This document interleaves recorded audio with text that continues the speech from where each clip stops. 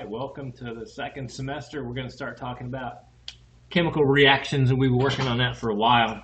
And so what I wanted to show you today is, how to identify a chemical reaction and how to actually balance equations. Hopefully, a lot of you have done a little balancing before in junior high, but again, I teach this as though you've never done it before.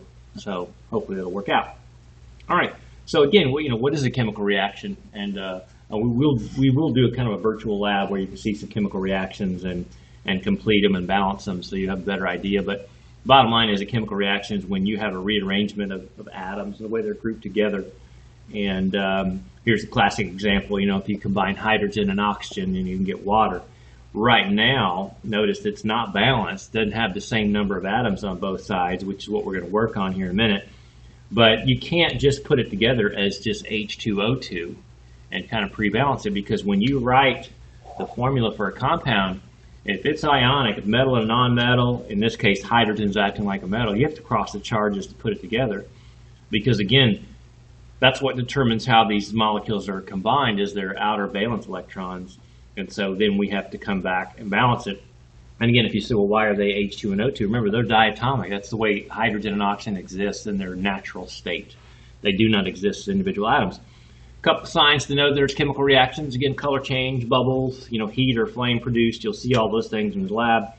And then solid forms, and we'll spend quite a bit of time on this. And when you get two liquids and you combine them together and you get a solid, it's called a precipitate. And so when you're looking at a chemical equation, look at this here, you've got the reactants on one side, the products on the other. That sign there means yields. You do need to be familiar and kind of understand all these different symbols that can be an equation. If you have S means solid, L means liquid, G means gas, AQ means it's something that's dissolved in water. And then if you see this as with a product, if you see a down arrow with a product, that means you get a precipitate or a solid as a product. If you see an up arrow as a product, only that means it's a gas as well. Again, that's a yield sign. That means reaction is reversible. This reaction, notice I put a little triangle above it because that means to get these two to react and form water, you got to heat it up to do that. That's what the triangle means, heat is added. And again, if you see it something like this over an arrow, that's what's called a catalyst. And catalyst is something that it speeds up a reaction. Enzymes are catalysts. They allow you to dissolve things, to digest things much faster. They say if you ate just a typical hamburger and you didn't have catalysts or enzymes to break it down, it would take weeks to break that down. And this case, this is a catalyst. You find this actually in catalytic converters in cars. It speeds up a combustion reaction. So catalysts are not involved in the reaction. They just speed the reaction up. So when you see an element above the arrow, it's above the arrow because it's not actually involved in a chemical reaction. So you can do those. You can go to the other page and again look and see what each symbol means. So this is a little practice there for you. Now we move on to balancing some equations.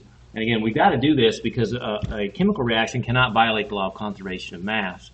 And again, what we're saying there is during a chemical reaction, there's no mass created or destroyed. So if you have two reactants, 50 grams of each, and you add them together, the total mass of the products will be 100 grams. Because again, the mass of the reactants has to equal the mass of the products. That's conservation mass. And the reason that is because we didn't change the total number of atoms. So if mass is conserved, the number of atoms is conserved, which is why you have to balance an equation. It cannot violate the law of conservation of mass. So real quick, I'll show you how to balance these equations, and then you can do some practice on Schoology. One of the things you have to get used to, I know this was more of a challenge, any other year than this one, is when you see an equation in words, you've got to know how to put it together properly. Now, if it's an individual element, the only question is it an element that exists as individual atoms, which most elements on the periodic table do, or is it diatomic, a Brinkhoff element? And aluminum exists as individual atoms, so you just write Al, and that represents one atom of aluminum. But oxygen does not exist as just one single oxygen. It is diatomic. It exists as O2.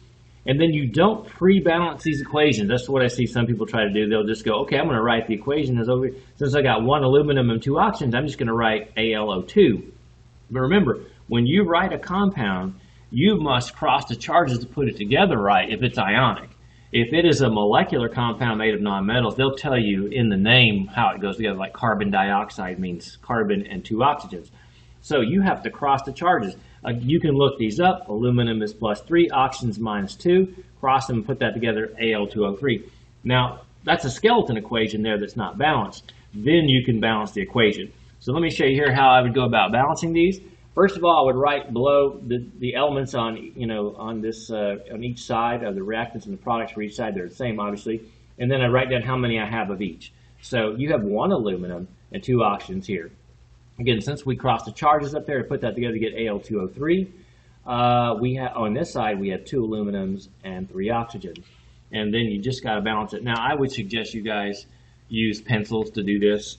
I don't, because pencils being scratchy, it just drives me crazy, and I know that makes me weird, but I just never use pencils. But it would be a good idea for you to do that, and it's so you can erase and move on, because you're going to have to change numbers a lot. So right now, we've got we got 1 aluminum here and 2 there. We can put a 2 there, but we're going to end up, let's see if we'll end up being able to keep that. And so now we got 2 aluminums on this side. But we have 3 oxygens over there and 2 over there. And even odd situations, I would say to take whatever you have an odd number of and double that number, because that then makes it into an even number. And so we have an odd number of oxygens and we'll double that. And so now, see, notice that changes the number of aluminums. We now have 6 oxygens. We've got to go back over here. Again, that's why I say I would, use a pencil.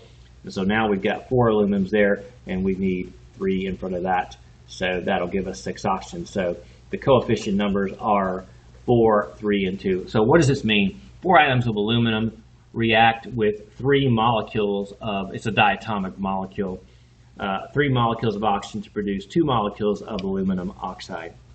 And again, so that's how you balance equations. I'm going to do a couple more together. I'm just going to show you a couple of tricks. They don't work with the really, really complicated ones. Sometimes you just really got to think it all through and go from there.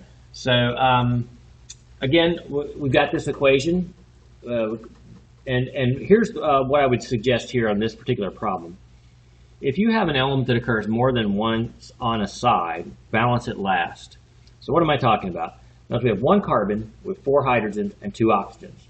Over here we have 1 carbon, we have 2 hydrogens, and we have oxygen here and here. So it's in 2 places, 3 of them.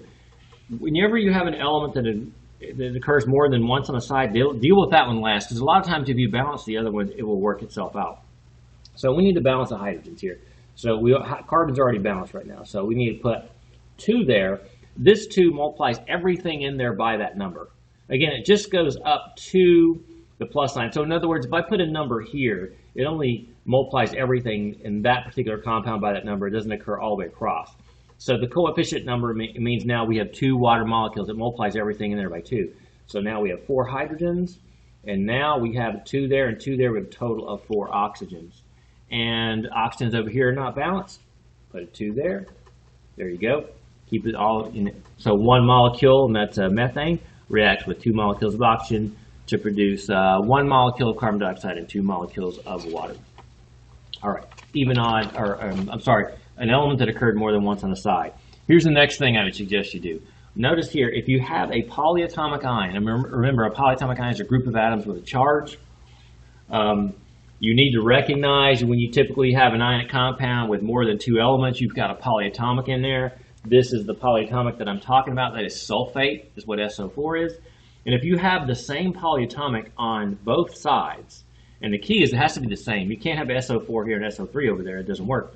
But if you have the same polyatomic on both sides, you don't have to pull it apart and count individual sulfurs and oxygens. You can simply say, I have 1 SO4 over on this side, and I have 3 SO4s over there, because the 3 outside the parentheses multiplies everything in there by that number. So count up everything you have. So you got 1 aluminum, 1 copper, and 1 sulfate there. You have 2 aluminums, 1 copper, and 3 sulfates, and then just start going through there and balancing everything. So we have 2 aluminums there, get 2 over there. Now coppers are balanced. Got 3 sulfates here, got 3 over there. So again, I need to put 3 there. Now that changes the number of coppers. Now I have 3 sulfates. I need 3 coppers on this side. And there you go. 2 atoms of aluminum react with 3 formula units of copper sulfate to produce 1 formula unit of aluminum sulfate, and 3 atoms of copper. And again, there's your balanced equation. The next one, when even odd situations come up, and this will happen, this is called a combustion reaction. Right now, this is a carbon and hydrogen is called a hydrocarbon reacting with oxygen, producing carbon dioxide and water. And these are always fixed in a combustion reaction. When something is burning, it's combining with oxygen. And if it's a hydrocarbon burning like oil or gasoline, the products are carbon dioxide and water. Now, when you have this occur, notice we're going to deal with oxygen last because it's more than one on a side over here. It's here and here. So we're going to count up everything. 2 carbons, 6 hydrogens, 2 oxygens. Here we got 1 carbon, let's see, 2 hydrogens, 3 oxygens, and it's not balanced. Obviously, we want to deal with oxygen last, so balance the carbons first. We're going to put a 2 there. Now we got 2 of those. We have 6 hydrogens here. We need 6 over here, so 3 times 2 there is 6. Now, again, we still have 2 oxygens there, but we have 2 times 2 is 4. And this multiplies everything in there by that number. So there's 6 hydrogens, and 3 times 1 is 3. So 4 and 3. So we got 4 oxygens there, 3 there. We have 7. So everything is balanced, but we have an even odd situation with an oxygen. 2 there, 7 there. My suggestion in even odd situations, like I say, it doesn't always work, but it works a lot of the time, is whatever's causing the odd number, double it, and that'll make it an even number, and then you can go back and balance it. So what's causing the odd number of oxygens is that 3. Double that number. Then this does mean that you got to go back and change everything else, more than likely, because now we've got 12 hydrogens. We only had 6 over here. You're going to need to put a 2 there to get 12 hydrogens. Now that gives us 4 carbons here, and that means that in this case, I'm going to get rid of that number there. We've got, we need 4. We're going to put a 4 there to get 4 carbons. Now we've got to total up our oxygens on this side. 4 times 8, there's 8. Plus 6, there's a total of 14, and then a 7 there balances that, and so now you got a balanced equation. So again, even odd situation there. And again, let's see. Yeah, I think that'll be the end of the notes here. Next question. Again, it's the question of which one do you deal with first? So we got 1 manganese, 2 oxygens, 1 hydrogen, 1 chlorine. We're going to deal with chlorine last because it occurs more than once on the side. It's there and there. So 1 manganese, 1 oxygen, 2 hydrogens, and 4 chlorines. So we got 2 oxygens there. We got to put a 2 there. So that's going to give us 2 of those, but now 4 hydrogens. Now we got to have 4 hydrogens over there. So we'll put a 4 there. Now we have 4 chlorines, and there you go. It is now balanced. And that was easy to do because we dealt with a chlorine last. If you didn't do that, it would sometimes cause you more problems. Okay, that is it. You get some practice on balancing equations in Schoology. Good luck. I'm holding it up though. Hit that. Pretty good.